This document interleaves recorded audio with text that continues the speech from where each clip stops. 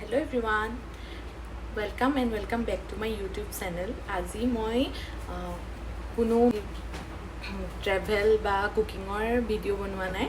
আজি মই এটা বিশেষ শ্যাম্পুৰ ৰিভিউ দিব লৈছোঁ। এই শ্যাম্পুটো মই 3 মাহ মানৰ পৰা ইউজ কৰি আছোঁ। বস্তুটো মানে মই নিজে সাৰ্চ কৰি থাকোঁতে পালোঁ, তাৰপিছত নাইকাত অৰ্ডাৰ দিলোঁ আৰু এইটো হৈছে এইটো shampoo L'Oreal Paris Hyaluron Pure।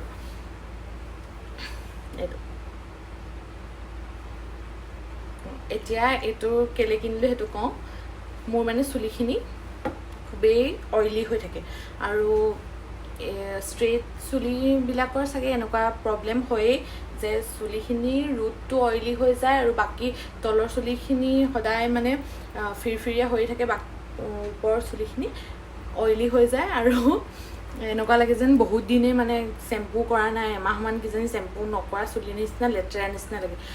তো সেইকাৰণে মই কি কৰিলোঁ, বিচাৰি চালোঁ আৰু গুগলত কি এনেকুৱা প্ৰডাক্ট আছে নেকি যিটো প্ৰডাক্টে মানে এনেকুৱা ধুনীয়াকৈ চুলিখিনি ৰাখিব পাৰে বা এই চুলিখিনি একদম ধুনীয়া ফিৰফিৰীয়া হৈ থাকে। তো সেইটো তেতিয়া সেইবোৰ বিচাৰি থাকোঁতে পালোঁ ল'ৰিয়েলৰ এইটো হাইলুৰন পিয়'ৰ।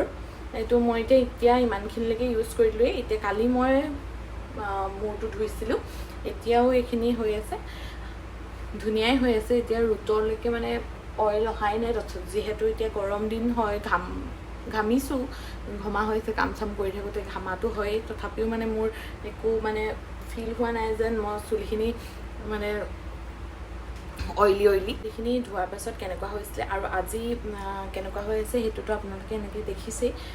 কালি কেনেকুৱা হৈছিলে সেইটো মই ভিডিঅ' লগাই দিম, তাত চাব পাৰিব। আৰু এতিয়া ইয়াৰ বিষয়ে কওঁ, এইটো কিমান দাম বা কি কথা।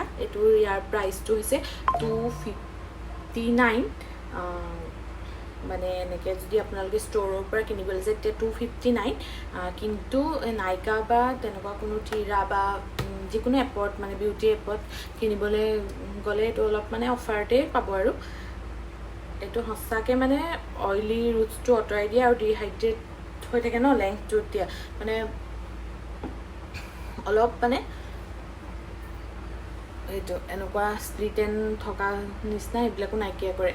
আৰু এইটোৰ লগতে কিন্তু মই আৰু এটা কাম কৰোঁ, সেইটো হৈছে অইলিং কৰাটো। অইলিং কৰি থাকিব লাগে চুলিখিনি বাৰু, যিহেতু এইটো অইল ফ্ৰী, মানে অইলটো আঁতৰাই দিবই আৰু সেইটো কাৰণে আপোনালোকে এইটো ট্ৰাই কৰি চাব পাৰে। এইটো মানে যিবিলাক চুলি ধৰি লওক ৰাফ হয় সিহঁতৰ সেইবিলাক চুলিৰ কাৰণে নহয়, যিহেতু এইটো অইলি ৰুটছটো আঁতৰাই, সেইটো কাৰণে অকল মানে অইলি হেয়াৰবিলাকৰ কাৰণে বেছিকৈ ভাল হয়। আৰু এটা কথা, এইটো ভালখিনি ক'লোঁ, এতিয়া বেয়া মানে কি বুলি ক'ম, এতিয়া অলপ মানে তলৰ চুলিটো আপোনালোকে দেখিব পাৰে ইয়াত,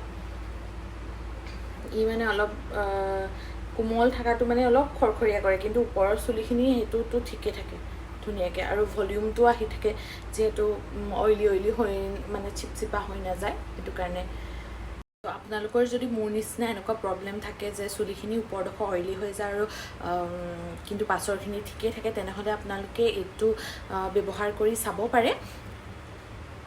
এইটো খুবেই মানে আমাৰ নিচিনা চুলিৰ কাৰণে খুবেই ভালেই হ'ব।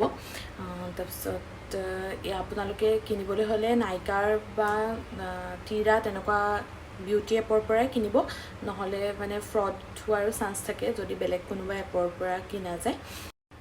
মই এনেদৰেই আৰু বিভিন্ন প্ৰডাক্টৰ ৰিভিউ দিবলৈ চেষ্টা কৰিম। যদি আপোনালোকৰ এই ভিডিঅ'টো ভাল লাগে তেনেহ'লে আপোনালোকে চাই থাকিব আৰু মোৰ ভিডিঅ'টো লাইক শ্বেয়াৰ কৰিব আৰু চেনেলটো ছাবস্ক্ৰাইব কৰিবলৈ নাপাহৰিব। আজিলৈ ইমানেই, বাই বাই।